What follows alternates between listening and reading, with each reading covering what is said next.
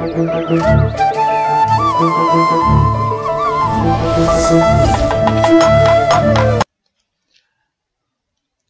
தளத்தில் அவ்வப்போது அஜித் பற்றி நேர்மறையான செய்திகளையும் அவ்வப்போது எதிர்மறையான செய்திகளையும் தொடர்ந்து வெளியிட்டு வருகிறோம். இதை படித்துவிட்டு ஒவ்வொரு முறையும் நமது தளத்திற்குள் வந்து வாந்தி எடுத்துவிட்டு போகிறவர்களும் உண்டு, வாழ்த்து விட்டு போகிறவர்களும் உண்டு.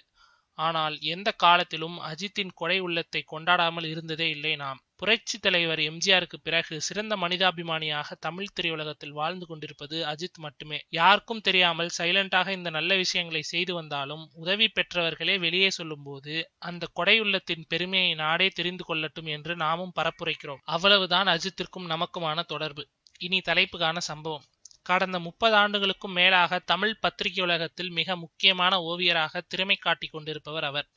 ஓவியத்தில் கில்லாடி என்றாலும் படிப்பு விஷயத்தில் அவ்வளவு ஞானம் இல்லாதவர். தனது மகன்களை நன்றாக படிக்க வைத்துவிட வேண்டும், இது ஒன்றுதான் அவரது ஒரே லட்சியம். 2 மகன்களும் நன்றாக படித்து வருகிறார்கள். இந்த நேரத்தில் இளைய மகன் ஒரு நாள், அப்பா, என்னை அமெரிக்காவுக்கு படிக்க அனுப்பி வைங்க, நான் அங்கு பகுதி நேர வேலை செஞ்சு என் படிப்புக்கான செலவை பார்த்துக்கிறேன், அனுப்பி வச்சா போதும் என்றார். அதையும் நம்பி அமெரிக்காவுக்கு மகனை படிக்க அனுப்பி வைத்தார் ஓவியர். ஆனால் அங்கு பகுதி நேர வேலைக்கு போவதில் ஏதோ சட்ட சிக்கல். கல்லூரி நிர்வாகம் அதற்கு அனுமதிக்கவில்லை. வேறு வழி இல்லாமல் இங்கிருந்தே படிப்பு செலவையும் அனுப்பி வைக்க வேண்டிய கட்டாயம் ஏற்பட்டது ஓவியருக்கு. வருடங்கள் செல்ல செல்ல கையிருப்பும் கரைந்து ஊரை சுற்றி கடன் வாங்கி மகனது படிப்பு செலவுக்கு பணம் அனுப்பி கொண்டிருந்தார் ஓவியர். காய்கறி வாங்கினால் கூட செலவாகும், அந்த பணத்தை சேமித்து மகனுக்கு அனுப்பலாமே என்று ஒருவேளை சாப்பாட்டை மட்டுமே உண்டு வந்தது குடும்பம். சுமார் 50 லட்சத்திற்கு மேல் செலவு செய்தவருக்கு ஒரு கட்டத்தில் எல்லா கதவுகளும் அடைக்கப்பட்டு விட்டது.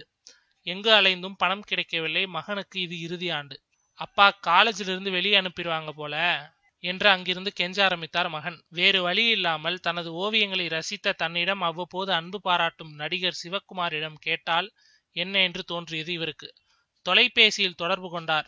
விஷயத்தை சொல்ல, ஐயையோ, நானே ரொம்ப கஷ்டப்படுறேன்ப்பா, என் பசங்க 2 பேரும் சூர்யா, கார்த்தி வீடு கட்டிட்டு இருக்கிறாங்க, அதுக்கே கோடிக்கணக்கில் செலவாகுது, என்னால ஒன்றும் பண்ண முடியாதே என்றார். சார், அகரம் ஃபவுண்டேஷன்ல இருந்து ஏதாவது உதவ முடியுமா என்று ஓவியர் கேட்க, நீ ஞானவேலை கான்டாக்ட் பண்ண என்று கூறிவிட்டு போன் வைக்கப்பட்டது.